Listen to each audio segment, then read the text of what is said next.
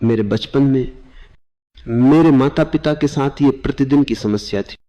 मैंने उनसे बार बार कहा, एक बार आप लोगों को समझ लेनी चाहिए कि यदि आप चाहते हैं कि मैं कुछ करूं तो मुझको वह करने के लिए कहें मत, क्योंकि यदि आप कहेंगे कि मुझको इसे करना पड़ेगा तो मैं ठीक उल्टा कर देने वाला हूं, चाहे जो भी हो। मेरे पिता ने कहा, तुम ठीक उल्टा कर डालोगे। मैंने कहा, बिल्कुल सही, ठीक उल्टा। मैं किसी भी दंड के लिए तैयार हूं। लेकिन वास्तव में इस स्थिति के लिए आप उत्तरदायी, मैं नहीं, क्योंकि मैंने आरंभ से ही इस बात को स्पष्ट कर दिया है कि यदि आप वास्तव में कोई बात मुझसे करवाना चाहते हैं तो उसे करने के लिए मुझसे मत कहिए, उसे मुझे स्वयं ही खोजने दे।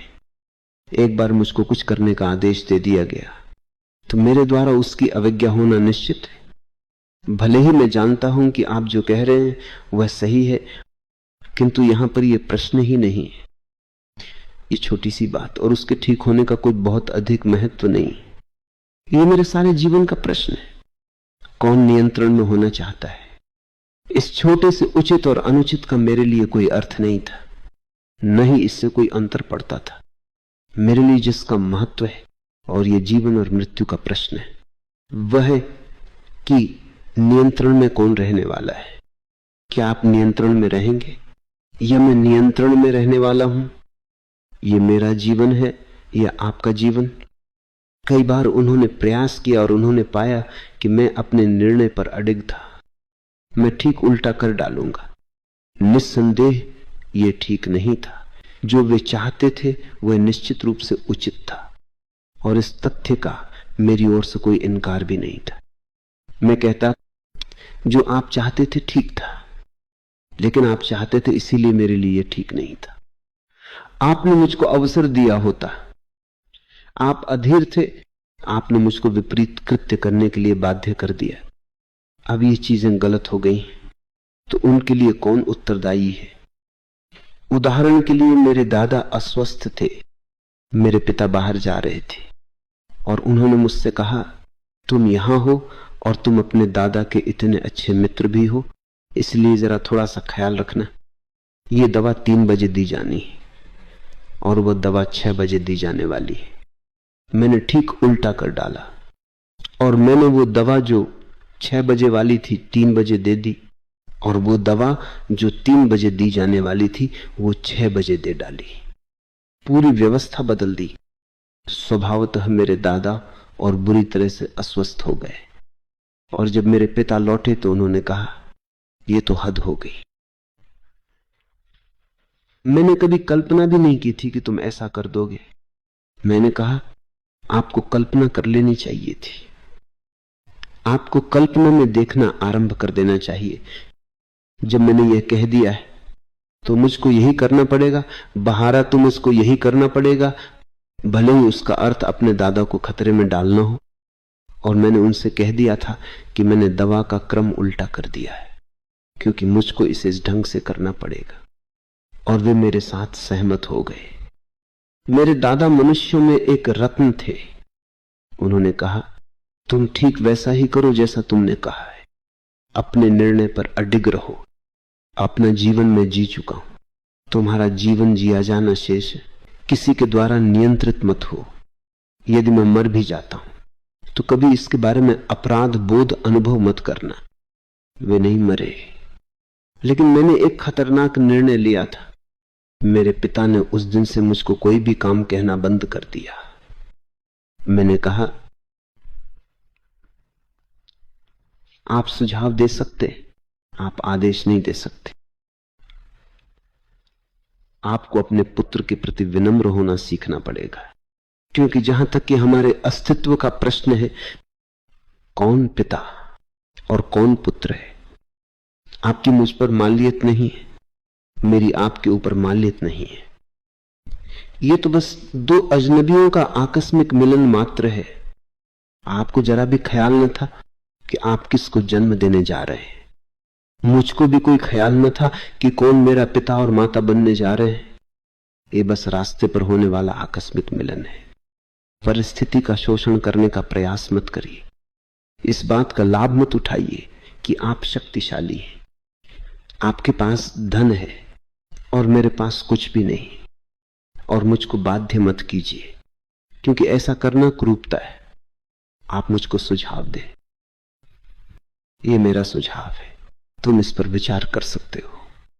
यदि तुम्हें लगे कि ये उचित है तो तुम उसे करो, यदि तुमको लगता है ये उचित नहीं है, मत करो। और धीरे धीरे ये निर्धारित हो गया कि मेरे परिवार ने केवल सुझाव देना आरंभ कर दिया। लेकिन उनको भी हैरानी हुई, क्योंकि मैंने भी उनको सुझाव देना आरंभ कर दिया। मेरे पिता ने कहा, ये कुछ नया मामला है, तुमने हमें इसके बारे में नहीं बताया था। मैंने कहा, आसान है ये, यदि आप मुझको सुझाव दे सकते हैं, क्योंकि आप अनुभवी हैं, परिपक्व हैं, मैं भी आपको सुझाव दे सकता हूं, क्योंकि मैं गैर अनुभवी हूं। और ये कोई अयोग्यता हो ऐसा अनिवार्य नहीं है, क्योंकि संसार के सभी महान आविष्कार गैर अनुभवी लोगों के द्वारा संपन्न हुए हैं। अनुभवी लोग वही बात दोहराए चले जाते हैं, क्योंकि अपने अनुभव से उनको ठीक ढंग पता होता है। वे कोई आविष्कार नहीं कर सकते। आविष्कार करने के लिए तुम्हें उन ढंगों से अनजाना रहना पड़ता है जो सदा अपनाया गया है, तभी तुम नया मार्ग खोज सकते हो। केवल गैर अनुभवी व्यक्ति में ही अज्ञात में जा पाने की क्षमता हो सकती है। इसलिए मैंने कहा, आपके पास अनुभव की योग्यता है, मेरे पास गैर अनुभव की योग्यता है। आप परिपक्व हैं, लेकिन परिपक्वता का अर्थ यह भी है कि आपका दर्पण उतना स्वच्छ नहीं रहा जितना मेरा है। उसके ऊपर धूल जम गई है, क्योंकि आपने जीवन में बहुत कुछ देख लिया है, इसलिए वह आपकी योग्यता है। मेरी योग्यता है, मैंने जीवन का कुछ भी नहीं देखा है। मेरे दर्पण पर कोई धूल एकत्रित नहीं हुई है। मेरा दर्पण और स्पष्टता से और ठीक ढंग से प्रतिबिंबित करता है। आपका दर्पण शायद कल्पना भर कर सकता है कि वो प्रतिबिंबित कर रहा है। ये कोई तैरती हुई पुरानी स्मृति भी हो सकती है, वस्तुगत यथार्थ सा सच्चा प्रतिबिंब नहीं। इसलिए ऐसा होना ही है। यदि आप मुझको सुझाव दे सकते हैं, मैं भी आपको सुझाव दे सकता हूं। मैं आपको उनका पालन करने के लिए नहीं कह रहा हूं, यह कोई आदेश नहीं है। आप उस पर विचार कर सकते हैं जिस भांति में आपके द्वारा दिए सुझावों पर विचार करता हूं। मेरे पिताजी वर्ष में कम से कम 3 या 4 बार बंबई जाया करते थे, और वे सभी बच्चों से पूछा करते थे, तुम अपने लिए क्या पसंद करोगे? और वे मुझसे भी पूछा करते, यदि तुमको किसी वस्तु की आवश्यकता हो तो मैं उसको लिखा सकता हूं और बंबई से ला सकता हूं। मैंने कभी कुछ लाने के लिए नहीं कहा। एक बार मैंने कहा, मैं केवल यह चाहता हूं कि आप और अधिक मानवीय फेतापन से कम भरे हुए, अधिक मैत्रीपूर्ण, कम अधिनायकवादी, अधिक लोकतांत्रिक होकर वापस लौटिए। जब लौट कर आए तो मेरे लिए अधिक स्वतंत्रता लेकर आइएगा। उन्होंने कहा, लेकिन बाजार में ये वस्तुएं उपलब्ध नहीं है। मैंने कहा, मुझको पता है ये बाजार में उपलब्ध नहीं है, लेकिन यही वे चीजें हैं जिनको मैं पसंद करूंगा। जरा सी और स्वतंत्रता, कुछ और बड़ी अनुशासन की रस्सी, कुछ कम आदेश, कुछ कम आज्ञाएं और थोड़ा सा सम्मान। कभी किसी बच्चे ने सम्मान नहीं मांगा था। तुम खिलौनों, मिठाइयों, कपड़ों, साइकिल और ऐसी ही वस्तुओं की मांग करते हो, वे तुमको मिल जाती हैं, लेकिन ये वास्तविक चीजें नहीं है जो तुम्हारा जीवन आनंदित करने जा रही हो। मैंने उनसे धन केवल तभी मांगा जब मैं पुस्तकें खरीदना चाहता था। मैंने कभी किसी और वस्तु के लिए धन नहीं मांगा, और मैंने उनसे कहा, जब मैं पुस्तकों के लिए धन मांगूं तो बेहतर है कि आप मुझको दे दें। उन्होंने कहा, क्या अभिप्राय है तुम्हारा? मैंने कहा, मेरा अभिप्राय बस यह है कि यदि आप मुझको ये धन नहीं देते तो मुझको इसे चुराना पड़ेगा। मैं चोर बनना तो नहीं चाहता, लेकिन यदि आप मुझको बाध्य करते हैं तो कोई उपाय नहीं है। आप जानते हैं कि मेरे पास धन नहीं है, मुझको उन पुस्तकों की आवश्यकता है और मैं उन्हें खरीदने जा रहा हूं। ये आप जानते हैं। इसलिए यदि मुझको धन नहीं दिया जाएगा तो मैं उसे ले लूंगा और अपने मन में ये बात स्मरण कर लें कि वह आप थे जिसने मुझको चोरी करने के लिए बाध्य किया था। उन्होंने कहा चोरी करने की आवश्यकता नहीं है, तुमको जब कभी धन की आवश्यकता हो तुम बस आओ और उसे ले लो। मैंने कहा आप आश्वस्त रहें कि यह केवल पुस्तकों के लिए है।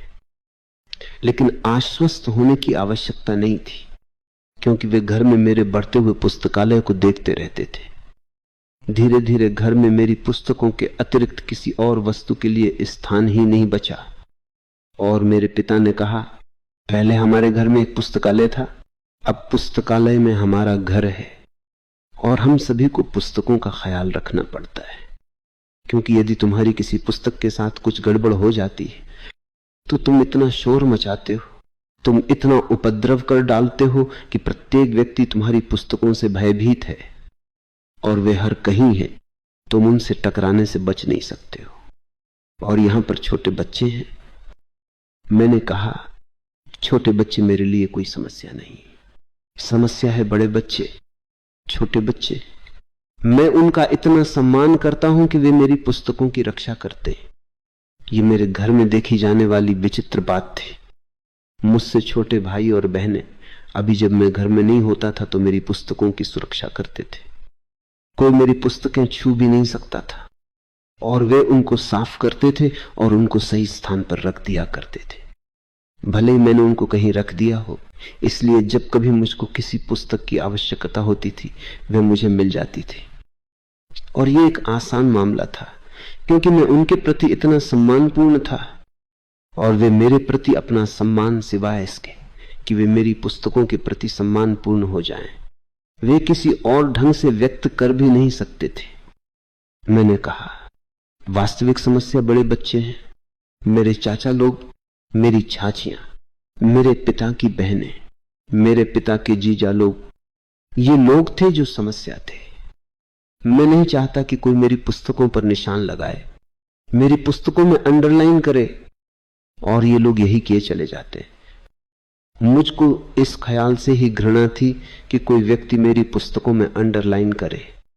मेरे पिता के एक जीजा जी प्रोफेसर थे, इसलिए उनमें अंडरलाइन करने की आदत होनी ही थी और उनको इतनी सारी सुंदर पुस्तकें मिल गई थी, इसलिए जब कभी वे आया करते हुए मेरी पुस्तकों पर टिप्पणियां लिख देते थे, मुझको उन्हें बताना पड़ता था यह न केवल असभ्यतापूर्ण है, गलत आचरण है, बल्कि यह भी प्रदर्शित करता है कि आपके पास किस भांति का मन है।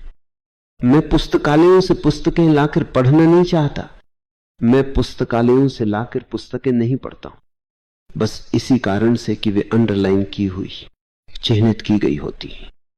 किसी और व्यक्ति ने किसी बात पर बल दिया हुआ है, मैं ऐसा नहीं चाहता, क्योंकि आपके जाने बिना वह उस बात पर दिया हुआ बल आपके मन में प्रविष्ट हो जाता है। यदि आप कोई पुस्तक पढ़ रहे हैं और कोई बात लाल रंग से अंडरलाइन है तो यह पंक्ति एक अलग प्रभाव छोड़ती है। आपने पूरा पृष्ठ लिया है लेकिन वो पंक्ति अलग प्रभाव डालती है, यह आपके मन पर एक भिन्न प्रकार की छाप छोड़ जाती है। मुझको किसी और द्वारा अंडरलाइन चिह्नित पुस्तकें पढ़ने से अरुचि है। मेरे लिए ये बस उसी प्रकार से है जैसे कोई वेश्या के पास जा रहा हो। एक वेश्या उस स्त्री के अतिरिक्त और कुछ भी नहीं है जिसे अंडरलाइन और चिह्नित कर दिया गया हो। उसके प्रत्येक स्थान पर विभिन्न लोगों द्वारा भिन्न भिन्न भाषाओं में टिप्पणियां लिख दी जाती। आप एक अनछुई स्त्री चाहेंगे, किसी और के द्वारा रेखांकित की हुई नहीं। मेरे लिए कोई पुस्तक मात्र एक पुस्तक नहीं है, ये एक प्रेम संबंध है। यदि आप किसी पुस्तक पर अंडरलाइन कर देते हैं तो आपको उसका मूल्य चुकाना पड़ेगा और उसे ले जाना होगा। फिर मैं उस पुस्तक को यहां पर रखना नहीं चाहता हूं, क्योंकि एक गंदी मछली सारे तालाब को गंदा कर देती है। मैं वेश्या बन चुकी पुस्तक को रखना नहीं चाहता, इसको ले ले। वे बहुत क्रोधित हो गए क्योंकि वे मेरी बात समझ न सके। मैंने कहा आप मुझे नहीं समझते क्योंकि आप मुझको नहीं जानते, आप जरा मेरे पिता से बात करें। और मेरे पिता ने उनसे कहा यह आपका दोष है, आपने उसकी पुस्तक में रेखाएं क्यों खींच दी? आपने उसकी पुस्तक में टिप्पणी क्यों लिख दी? इससे आपका कौन सा उद्देश्य पूरा हो गया? क्योंकि पुस्तक तो उसी के पुस्तकालय में रहेगी। पहली बात यह कि आपने उससे अनुमति कभी नहीं मांगी कि आप उसकी पुस्तक पढ़ना चाहते थे।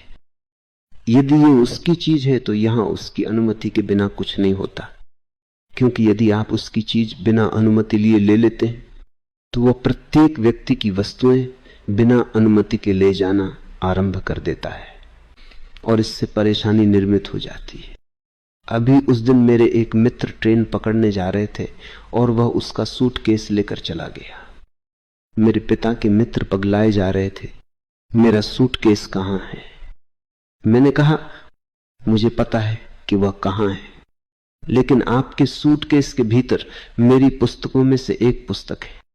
मुझको आपके सूटकेस में कोई रुचि नहीं है, मैं तो बस अपनी पुस्तकों में से एक पुस्तक बचाने का प्रयास कर रहा हूं। मैंने कहा, उसे खोलो, देखो। लेकिन वो हिचकिचा रहे थे, क्योंकि उन्होंने पुस्तक चुराई थी और उनके सूटकेस में पुस्तक मिल गई। मैंने कहा, अब आप अर्थदंड जमा कीजिए, क्योंकि ये असभ्यतापूर्ण है। आप यहां पर एक अतिथि थे, हमने आपका सम्मान किया, हमने आपकी सेवा की, हमने आपके लिए सब कुछ किया। आपने एक गरीब लड़के की पुस्तक चुरा ली जिसके पास कोई पैसा नहीं है, एक ऐसा लड़का जिसे अपने पिता को धमकाना पड़ा कि यदि आप मुझे पैसे नहीं देंगे तो मैं चोरी करने जा रहा हूं। और फिर पूछिएगा मत कि मैंने ऐसा क्यों किया है, क्योंकि तब जहां कहीं से मैं चुरा सका मैं चोरी कर लूंगा। ये पुस्तकें सस्ती नहीं है और आपने बस इसको अपने सूटकेस में रख लिया। आप मेरी आंखों में धूल नहीं झोंक सकते। मैं जब अपने कमरे में प्रवेश करता हूं तो मैं जान लेता हूं कि मेरी सभी पुस्तकें वहां पर हैं या नहीं, कोई गायब तो नहीं है। इसलिए मेरे पिता ने उन प्रोफेसर से कहा जिन्होंने मेरी पुस्तक में अंडरलाइन की थी, उसके साथ वैसा कभी मत कीजिएगा। ये पुस्तक ले जाइए और इसके स्थान पर इसकी नई प्रति लाकर रख दीजिएगा। जब मैं विश्वविद्यालय में विद्यार्थी था, मैंने एथिक्स, नीति शास्त्र लिया था। मैं उस विषय के प्रोफेसर के केवल एक ही लेक्चर में उपस्थित हुआ। मुझे तो विश्वास ही नहीं आ रहा था कि कोई व्यक्ति इतना पुराने विचारों का भी हो सकता है। वे 100 साल पहले जैसी बातें कर रहे थे, उन्हें जैसे कोई जानकारी ही नहीं थी कि नीति शास्त्र में क्या क्या परिवर्तन हो चुके हैं। फिर भी उस बात को मैं नजरअंदाज कर सकता था। वे प्रोफेसर एकदम उबाऊ आदमी थे और जैसे कि विद्यार्थियों को बोर करने की उन्होंने कसम खा ली थी, लेकिन वह भी कोई खास बात न थी क्योंकि मैं उस समय सो सकता था। लेकिन इतना ही नहीं, वे झुंझलाहट भी पैदा कर रहे थे। उनकी कर्कश आवाज, उनके तौर तरीके, उनका ढंग सब बड़ी झुंझलाहट ले आने वाले थे, लेकिन उसके भी अभ्यस्त हुआ जा सकता था। लेकिन वे बहुत उलझे हुए इंसान थे। सच तो यह है, मैंने कभी कोई ऐसा आदमी नहीं देखा जिसमें इतने सारे गुण एक साथ हों। मैं उनकी कक्षा में फिर कभी दोबारा नहीं गया। निश्चित ही वे इस बात से नाराज तो हुए होंगे, लेकिन उन्होंने कभी कुछ कहा नहीं। वे ठीक समय का इंतजार करते रहे, क्योंकि उन्हें मालूम तो था ही कि एक दिन मुझे परीक्षा में भी बैठना था। मैं परीक्षा में बैठा, वे तो और भी चिढ़ गए, क्योंकि मेरे 95% अंक आए। उन्हें तो इस बात पे भरोसा ही नहीं आया। एक दिन जब मैं यूनिवर्सिटी की कैंटीन से बाहर आ रहा था और वे कैंटीन के भीतर जा रहे थे, उन्होंने मुझे पकड़ लिया। मुझे रोककर वे बोले, सुनो, तुमने ये सब कैसे मैनेज किया? तुम तो केवल मेरे एक ही लेक्चर में आए थे, 06, और पूरे साल मैंने तुम्हारी शक्ल तक नहीं देखी। आखिर तुम 95% अंक पाने में सफल कैसे हुए? मैंने कहा, ऐसा आपके पहले लेक्चर के कारण हुआ। वे थोड़े से परेशान से दिखाई दिए। वे बोले, मेरा पहला लेक्चर, मात्र एक लेक्चर के कारण मुझे धोखा देने की कोशिश मत करो। वे बोले, मुझे सच सच बताओ कि आखिर बात क्या है। मैंने कहा, आप मेरे प्रोफेसर हैं, अतः यह मर्यादा के अनुकूल न होगा वे बोले, मर्यादा की बात भूल जाओ, बस मुझे सच सच बात बताओ, मैं बुरा नहीं मानूंगा। मैंने कहा, मैंने तो सच बात बता दी है, लेकिन आप समझ नहीं, अगर मैं आपके पहले लेक्चर में उपस्थित न हुआ होता तो मुझे 100% अंक मिले होते। आपने मुझे कंफ्यूज कर दिया, उसी के कारण मैंने 5% अंक गंवा दिए।